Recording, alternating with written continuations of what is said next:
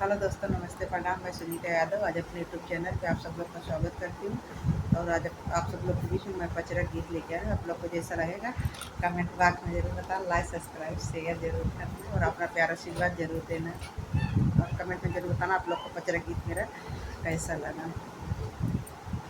सच कैदा सपनमा हमार मैया, सच कैदा सपनमा हमार मैया, मांगे का सिंदूराया मरा कई दियालू, मांगे का सिंदूराया मरा कई दियालू। जुग जियाई जुग जुग साजनवा हमार मैया, जिया जुग जुग साजनवा हमार मैया, सच कैदा